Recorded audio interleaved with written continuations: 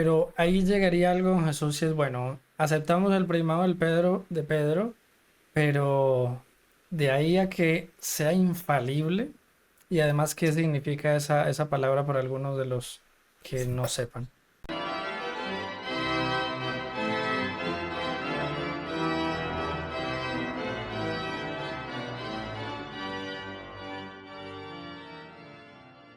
A ver, cuando nosotros decimos que la Iglesia es infalible o que el Papa es infalible, estamos diciendo que cuando el Papa habla, es cátedra, ¿vale? No se va a equivocar en asuntos de fe y de moral. También cuando se habla a través de los concilios, por ejemplo, no se va a equivocar en temas de fe y de moral.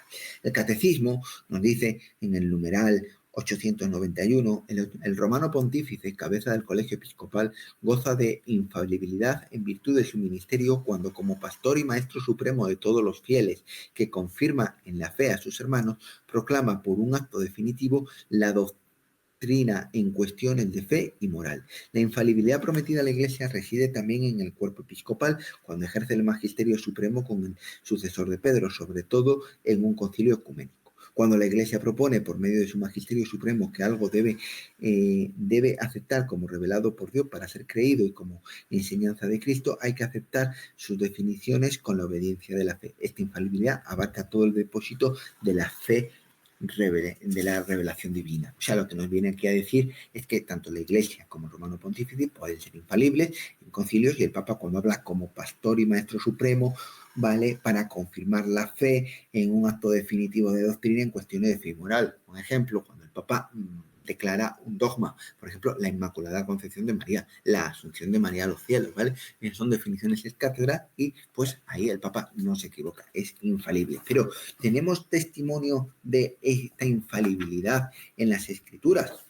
Pues sí, por ejemplo, en 1 Samuel 15:10, por ejemplo, dice, la palabra del Señor vino a Samuel. Cuando la palabra de Dios viene a una persona, esa persona va a hablar lo que Dios le quiere transmitir y no se puede equivocar, porque se estaría equivocando entonces Dios, ¿no? También en Isaías 38:4 dice, la palabra del Señor viene a Isaías, ¿no? O sea, a los profetas le venía la palabra del Señor, ¿por qué no le puede venir entonces al Papa, ¿no? La palabra del Señor, ¿no?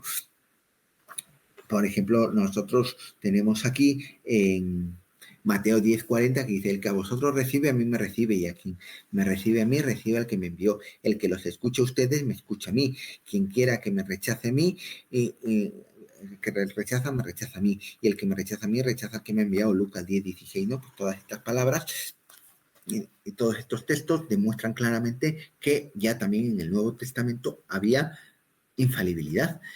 Mateo 10:20, porque no sois vosotros los que habláis, sino el Espíritu de vuestro Padre que habla en vosotros. O sea, cuando realmente el Papa va a predicar o va a anunciar un dogma, ¿vale? Es el Espíritu Santo el que habla a través del Papa, ¿vale? Ahí claramente se ve la infalibilidad de la Iglesia. Y vamos a entrar un poco a esas cosas que son más complejas y si es el ataque que los protestantes muchas veces nos hacen de las imágenes, pero en más que las imágenes, que ha sido algo que se ha tratado mucho, es el adorar y el venerar. Es decir, nosotros hacemos una distinción entre adorar, entre venerar, entre los distintos cultos, pero para un protestante la objeción sería esta. Si se arrodilla, está adorando, entonces no hay más que decir, que responder a eso. Vale, pues es interesante el tema que planteas, ¿no? Porque realmente en la iglesia tenemos el culto de adoración, que se podría llamar culto de latría, y el culto de dulia o culto de veneración. Los protestantes lo mezclan todo y creen que todo es lo mismo, pero es que todo no es lo mismo, ¿vale? ¿En qué consiste el culto de adoración o el culto de latría? Consiste básicamente en reconocer a Dios como Señor y Creador de todo. Entonces tú le das el culto, pues el culto supremo, el culto más alto, más elevado. Él está reconociendo como que el que te ha creado, el que es Señor de toda la creación, ¿no? Entonces, amarás a Dios sobre todas las cosas, ¿no? Ese culto de amar a Dios sobre todas las cosas es el de la tría, ¿no? Mateo 4:10 nos dice, entonces Jesús le dijo, vete, Satanás, porque escrito está, el Señor tu Dios adorarás y a Él solo servirás, ¿vale? Ahí claramente está el culto de la tría recogido en las Escrituras. Esto no lo va a negar ningún protestante, de que a Dios hay que darle un culto de latría. Pero, en las Escrituras también encontramos otro tipo de culto que vendría a ser el culto de Dulia. ¿Dulia qué quiere decir? Es un culto inferior al de latría que nosotros los católicos damos a los ángeles y a los santos. Es un culto de respeto, honra, veneración, reconocer las virtudes cristianas, la vida heroica y ejemplar de los santos, ¿no? Que son personas venerables, personas respetables, básicamente. Claro, no son dioses, evidentemente. Muchos protestantes dicen, no, es que vosotros los católicos creéis que María y los santos son dioses. No, no son dioses, son personas normales. Lo único que han vivido el Evangelio pues en plenitud y son dignos de imitar, ¿no? San Pablo decía, sed imitadores míos como yo lo soy de Cristo, ¿no? Pues si San Pablo nos manda imitarle a él, ahí tenemos la base fundamental del culto de Dulia, ¿no? La imitación, ¿no? Entonces, ¿dónde podemos encontrar, por ejemplo, el culto de Dulia en las Sagradas Escrituras? Pues, por ejemplo, en Josué 5, del 13 al 15, encontramos la veneración a los ángeles, cómo se venera a los ángeles. En Jueces 13:17 dice, entonces dijo Manoah al ángel de Dios, ¿cuál es tu nombre para que cuando se cumpla tu palabra te honremos? Bueno, pues querían honrar a un ángel.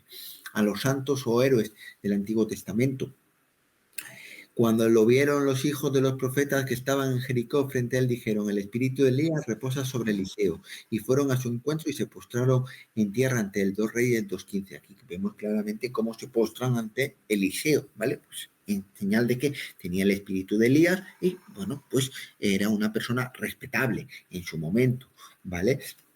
Hechos 5:34. Entonces, levantándose en el concilio, un fariseo llamado Gamaliel, doctor de la ley, venerado de todo el pueblo, mandó que sacasen fuera por un momento a los apóstoles. Ya entre los judíos había personas que eran venerables, ¿no? Como era este tal Gamaliel, ¿no? Porque pues era un maestro de la ley y que la gente le respetaba, ¿no? Entonces, ahí claramente se ve el culto de veneración. Por otro lado, hablabas de arrodillarse, ¿vale? El arrodillarse y hacer una referencia no siempre tiene que ver con el signo de adoración, ¿no?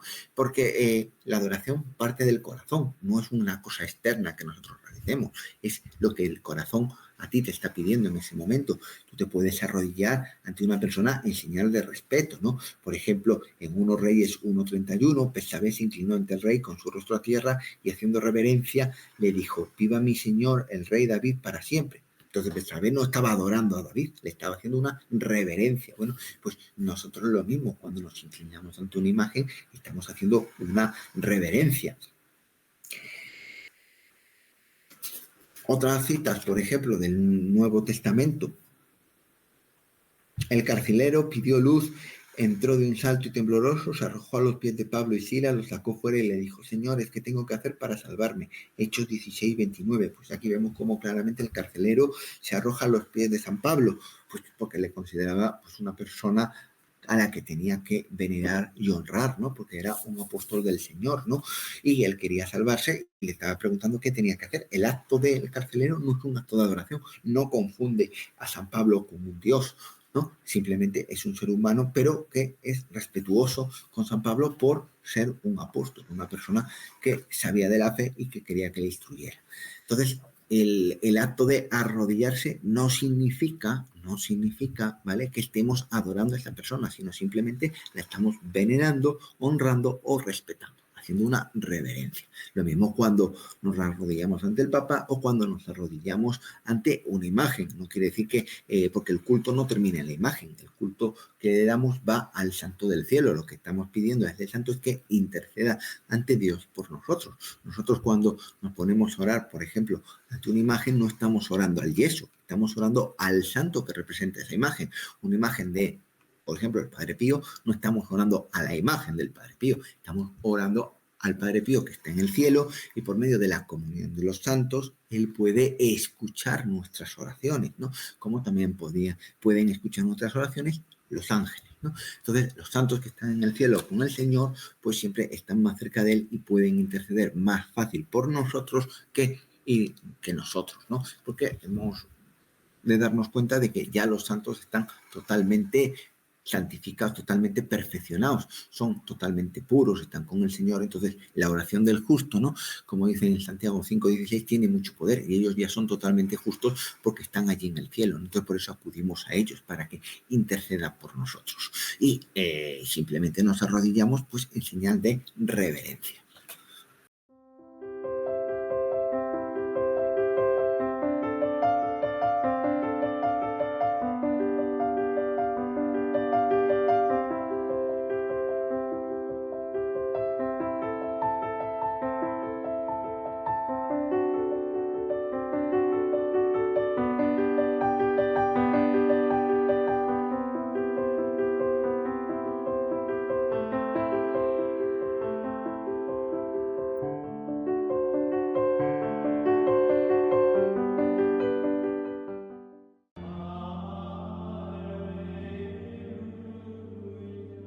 In nome del Padre, del Figliolo e dello Spirito Santo, e così sia. Sia lodato Gesù e Maria.